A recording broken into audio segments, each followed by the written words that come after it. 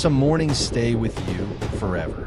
Not because they were beautiful, not because anything remarkable happened, but because of what came after, because of what those quiet, unremarkable hours were standing right in front of, without anyone in them knowing.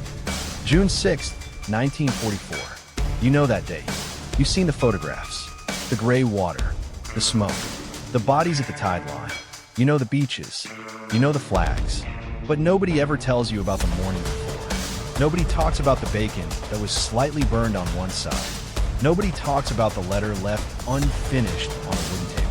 Nobody talks about the last breakfast. That's what this is about. It is the 5th of June, 1944. Southern England. Somewhere along a coastline that has been swallowed entirely by the machinery of war. The fields are full. The roads are full. Every barn, every hedgerow, every country lane that 6 months ago knew nothing louder than birdsong and tractor engines has been consumed by tanks and trucks and 150,000 human beings waiting for the same word. The word has not come yet. And so the morning continues the way mornings do. Slowly, ordinarily, with a smell of coal smoke and rain-soaked canvas and coffee boiling too long on an open flame. Private First Class James Callahan is 19 years old. He is from Allentown, Pennsylvania. His mother works in a textile mill. His younger sister Ruth sends him letters with drawings of their dog in the margins. A beagle named Senator who sleeps at the foot of his bed and, according to Ruth, has been waiting by the front door every single evening since James left. He is sitting at the end of a long wooden table, and he is eating powdered eggs. He does not like powdered eggs. He has not liked powdered eggs since the first week of basic training, when he ate them under fluorescent lights at Fort Benning, Georgia, and decided they tasted like yellow chalk mixed with regret. He has eaten them almost every morning since. He eats them now without complaint, without expression, moving his fork from the tin to his mouth with the mechanical patience of a man who has made peace with small miseries. Across the table, Corporal Eddie Martinez, 22 years old, from El Paso, Texas, is doing something that strikes everyone around him as either very brave or very strange. He is writing a letter. He has been writing letters all week. Long ones. His handwriting is careful and deliberate, like a man trying to make each word carry twice its normal weight. Nobody asks him who he's writing to. In a tent full of men who all know, on some wordless level, what is coming, that question feels too close to something none of them want to name out loud. I want you to understand something about that morning. These men were not heroes yet. That word, hero, it comes later. It gets stamped onto them by history, by presidents, by monuments and marble and the comfortable distance of decades. But on the morning of June 5th, 1944, James Callahan was just a kid from Pennsylvania who missed his mother's cooking. Eddie Martinez was a young man trying to finish a letter before something happened that made finishing it impossible. They were afraid. Not all of them would say it. The culture of the American soldier in 1944 did not make much room for saying fear out loud. You kept it inside. You joked. You complained about the food. You played cards until the deck was so worn the suits barely showed. You smoked cigarettes down to the very end, until the ember nearly touched your fingers and you still didn't let go. But the fear was there. It lived in the silences, in the way men stared at the tent walls when they thought no one was watching, in the hands that gripped mess tins a little too tight, in the extra sugar stirred slowly into the coffee, one more spoonful just because, a small sweetness to take with you, just in case. The operation had already been delayed once. The weather over the English Channel in early June was brutal. Low clouds, heavy seas, winds that would have made the landing not just dangerous, but catastrophic. On June 4th, General Eisenhower looked at the meteorological reports and made the decision to wait. The entire armada, 5,000 ships, the hinge of history itself, was told to stand down for 24 hours. That extra day, imagine what that extra day felt like. You're already packed. You have already said, somewhere deep and private in the back of your mind, the things you say when you're not sure you will get another chance to say them. You have already distributed the extra things quietly, the watch, the photograph, the lucky coin, to the men you trust most. You have done all of that preparing, all of that private reckoning, and then someone comes to tell you, Not yet. Go back to sleep. Eat breakfast. Wait. So they waited. And the cooks did what cooks do in every war across every century of human conflict. They fed the men. But on this particular morning, along this particular stretch of the English coast, an order had come down from someone with enough rank to make it happen. A real breakfast. Not powdered eggs. Not hardtack. Not the gray institutional slop that had defined the past several months. Real food. Bacon. Actual bacon. From somewhere, somehow procured. Pancakes with syrup from a tin. But syrup, nonetheless. Coffee that was hot and strong and thick enough to hold a spoon upright. And for some units, something that felt almost surreal in the context of everything around it. Canned peaches. Small, golden, impossibly sweet canned peaches that tasted like a summer Sunday. Like a kitchen somewhere. Like home. James Callahan ate his peaches and didn't say a word for a long time. Then, quietly to no one in particular, he said, "My mom makes a peach pie." And Eddie Martinez, still writing, without looking up from his letter, said, "Tell me about it." So James talked. He talked about his mother's kitchen, the way the afternoon light came through the window above the sink, the smell of cinnamon and butter, and the sound the old oven made when it was working too hard. He talked about the round table they ate at, not quite big enough for 4 people, really, but they always made it work, and how his father would finish an entire slice of pie in about 45 seconds flat, and his mother would look at him with that expression she had, the one that couldn't decide whether to be proud or offended. He talked about home the way men talk about it when home is very far away and the distance might become permanent. Eddie Martinez put his pen down. He stopped writing. He just listened. And when James went quiet, Eddie looked at him and said, "When this is over, you're going home to eat that pie, and it's going to be the best thing you've ever tasted in your life." James smiled and said, "Yeah." It was not a confident yeah. It was a quiet yeah. A yeah that knew it was carrying far more weight than a single syllable should ever have to carry. By early afternoon on June 5th, the meteorologist, a Scottish officer named James Stagg, had given Eisenhower the only thing he could offer. A narrow window.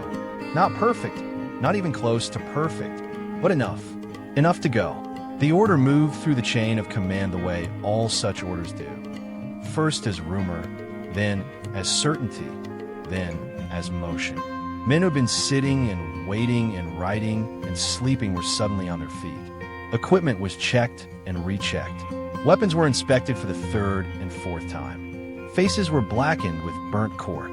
Chaplains moved through the units, offering scripture and the particular comfort that only they could provide in those final hours before everything. James checked his rifle 4 times. He looked around at the men in his unit. Men he had trained with, argued with, gotten drunk with in English pubs, shared cigarettes with in the rain, and felt something he would struggle to describe for the rest of his life. Decades later, in a recorded interview, an old man with a slow voice and careful eyes tried to find words for what that moment felt like. He said, "It wasn't exactly fear. It wasn't exactly courage. It was something between the two. Like you've jumped off the high dive and you're already in the air, and there's nothing left to decide. You're just falling." They boarded in the dark. The crossing of the English Channel on the night of June 5th into June 6th, 1944, is one of the most extraordinary and terrible journeys in the history of the world.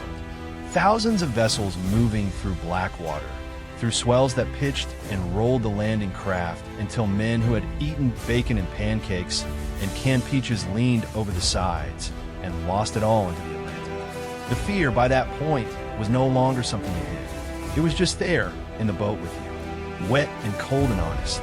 Some men prayed. Some men sat completely still with their eyes closed, doing something private and unreachable behind their eyelids. Some men talked. Some men, even then, even crossing toward the most fortified coastline in the world, found something funny to say, because that is what human beings do. They make jokes in the dark, because the alternative is too heavy to carry alone. Eddie Martinez had mailed his letter before they boarded. He would not know until weeks later whether it had arrived. It had. It arrived 3 days after the landing. At 6:30 in the morning on June 6, 1944, the first wave hit the sand at Omaha Beach. The history books will give you the numbers. And the numbers are staggering. They matter. And they must never be allowed to become just numbers. Because every single number was a breakfast. Every number was a letter. Every number was someone's story about a peach pie on Sunday afternoon that they were hoping, desperately hoping, to get back to. James Callahan made it off the beach. He was wounded twice, once in the shoulder, once in the leg, and he spent 6 weeks in a field hospital before returning to his unit. He fought across France. He was there when the war ended. He went home. He sat down at the round table in his mother's kitchen, the one that was never quite big enough for 4 people, but always made it work, and he ate peach pie. He said later that it was exactly as good as he remembered. Eddie Martinez did not make it off the beach. He was 22 years old. He was from El Paso, Texas. His letter, the careful one, the deliberate one, where every word counted twice, was addressed to his mother. In it, he described the English countryside. He described the way the hedgerows looked in the early morning light. He told her not to worry. He told her he had eaten a good breakfast. He told her he was going to be fine. The last breakfast, it was not special. It was not filmed. No one made a speech. The coffee was too strong, and the syrup came from a tin, and the bacon was slightly burned on one side. Nobody would have called it memorable while they were in it. It was just men eating food in a tent, in the rain, in England, because their bodies needed fuel, and the army had decided for once to give them something real. But I think about that breakfast. I think about what it was underneath all of it. Because somewhere in that tent, between the canned peaches and the burnt bacon, between Eddie's letter and James's story about his mother's kitchen, something happened that happens whenever human beings sit down together and eat and talk about the things they love. They stop being soldiers for a moment. They stop being part of a plan, a number, a unit designation on a map in a war room somewhere. They become people. Full, irreducible, completely human people with kitchens and families and dogs waiting by the door and mothers who make peach pie on Sunday afternoons. And then the order came, and they picked up their rifles and they went. And some of them never sat down at table again. Here is the thing about the morning before everything changes. You don't know it's the last one while you're living it. You're just eating breakfast. You're just listening to someone talk about their mother. You're just passing a cup of coffee across a wooden table to a man whose last name you're still not entirely sure of, in the great English morning with the rain coming down outside. And then you go. And the ones who come back, they carry that morning forever. Not the beach, not the noise, not the things that documentaries and movies spend all their time on. They carry the breakfast, the taste of peaches from a tin, the sound of a pen moving carefully across paper, the smell of burned bacon and too strong coffee and wet canvas. The last ordinary morning, before the ramp dropped, before the water came up, before the world cracked open and swallowed so many of them whole. The last morning when everything was still possible, when the pie was still waiting, when the letter was still being written, when a yes still meant something more than a single syllable carrying the weight of a whole young life. That is what I want you to hold on to. Not the heroism, not the victory, not the way history wrapped it all in flags and bronze and the clean language of monuments. Just the breakfast. Just 2 young men at the end of a wooden table, in a tent, in the rain, talking about a peach pie in Pennsylvania like the world was not about to end. Like there was still time. Like morning would always come again. Project Content 2 created by you add PDFs, documents, or other text to reference in this project.